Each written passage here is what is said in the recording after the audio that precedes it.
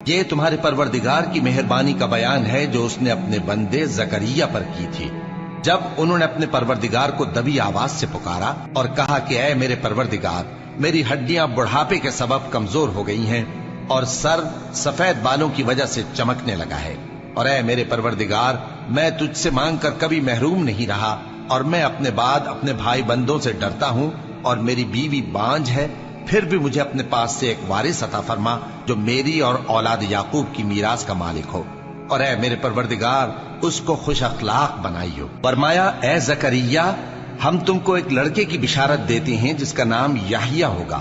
اس سے پہلے ہم نے اس نام کا کوئی شخص پیدا نہیں کیا۔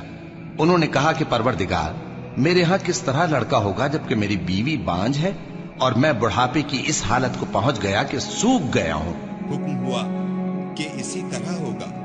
تمہارے پروردگار نے فرمایا ہے کہ مجھے یہ آسان ہے، اور میں پہلے تم کو بھی تو پیدا کر چکا ہوں اور تم کچھ چیز نہ تھے۔ کہا کہ پروردگار میرے لیے کوئی نشانی مقرر فرما۔ فرمایا نشانی یہ ہے کہ تم صحیح و سالم ہوتے ہوئے 3 رات دن لوگوں سے بات نہ کر سکو گے۔ پھر وہ عبادت کے حجرے سے نکل کر اپنی قوم کے پاس آئے تو ان سے اشارے سے کہا کہ صبح و شام تسبیح کرتے رہو۔ فرمایا اے یحییٰ، ہماری کتاب کو مضبوطی سے تھامے رہو، اور ہم نے ان کو لڑکپن ہی میں دانائی عطا فرمائی تھی اور اپنے پاس سے شفقت اور پاکیزگی دی تھی، اور وہ پرہیزگار تھے، اور وہ اپنے ماں باپ کے ساتھ نیکی کرنے والے تھے اور سرکش اور نافرمان نہیں تھے۔ اور جس دن وہ پیدا ہوئے اور جس دن وفات پائیں گے اور جس دن زندہ کر کے اٹھائے جائیں گے ان پر سلام ہے۔ اور کتاب یعنی قرآن میں مریم کا بھی تذکرہ کرو، جب وہ اپنے لوگوں سے الگ ہو کر مکان کے مشرقی حصے میں چلی گئیں، پھر انہوں نے ان کی طرف سے پردہ کر لیا، تو ہم نے ان کی طرف اپنا فرشتہ بھیجا، سو وہ ان کے سامنے ایک خوبصورت مرد کی صورت میں آیا۔ مریم بولی کہ اگر تم پرہیزگار ہو تو میں تم سے بچنے کے لیے رحمان کی پناہ لیتی ہوں۔ فرشتے نے کہا کہ میں تو تمہارے پروردگار کا بھیجا ہوا یعنی فرشتہ ہوں، اور اس لیے آیا ہوں کہ تمہیں پاکیزہ لڑکا بخشوں۔ مریم نے کہا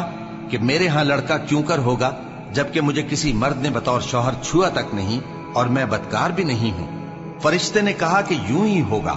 تمہارے پروردگار نے فرمایا کہ یہ مجھے آسان ہے اور میں اسے اسی طریق پر پیدا کروں گا تاکہ اس کو ہم لوگوں کے لیے اپنی طرف سے نشانی اور ذریعہ رحمت بنائیں، اور یہ کام مقرر ہو چکا ہے۔ چنانچہ وہ اس بچے کے ساتھ حاملہ ہو گئیں اور اسے لے کر ایک دور جگہ چلی گئیں۔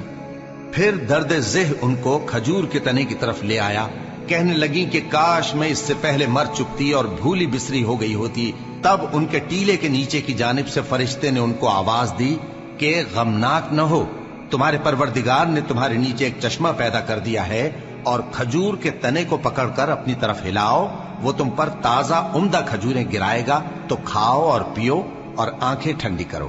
اگر تم کسی آدمی کو دیکھو تو کہنا کہ میں نے اللہ کے لیے روزے کی منت مانی، تو آج میں کسی آدمی سے ہرگز کلام نہیں کروں گی۔ پھر وہ اس بچے کو اٹھا کر اپنی برادری والوں کے پاس لے آئیں۔ وہ کہنے لگے کہ مریم یہ تو نے برا کام کیا، اے ہارون کی بہن، نہ تو تیرا باپ ہی برا آدمی تھا اور نہ تیری ماں ہی بدکار تھی۔ تو مریم نے اس بچے کی طرف اشارہ کیا۔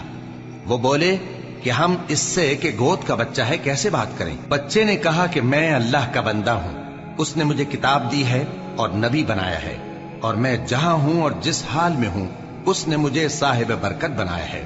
اور جب تک زندہ ہوں مجھ کو نماز اور زکوٰۃ کا ارشاد فرمایا ہے، اور مجھے اپنی ماں کے ساتھ نیک سلوک کرنے والا بنایا ہے اور سرکش و بدبخت نہیں بنایا، اور جس دن میں پیدا ہوا اور جس دن مروں گا اور جس دن زندہ کر کے اٹھایا جاؤں گا مجھ پر سلام ہے۔ یہ مریم کے بیٹے عیسیٰ ہیں، اور یہ سچی بات ہے جس میں لوگ شک کرتے ہیں۔ اللہ کو شایع نہیں کہ کسی کو بیٹا بنائے، وہ پاک ہے، جب کسی چیز کا ارادہ کرتا ہے تو اس کو یہی کہتا ہے کہ ہو جا تو وہ ہو جاتی ہے، اور بے شک اللہ ہی میرا اور تمہارا پروردگار ہے، تو اسی کی عبادت کرو، یہی سیدھا رستہ ہے۔ پھر اہل کتاب کے فرقوں نے باہم اختلاف کیا، سو جو لوگ کافر ہوئے ہیں ان کو بڑے دن یعنی قیامت کے روز حاضر ہونے سے خرابی ہے۔ وہ جس دن ہمارے سامنے آئیں گے کیسے سننے والے اور کیسے دیکھنے والے ہوں گے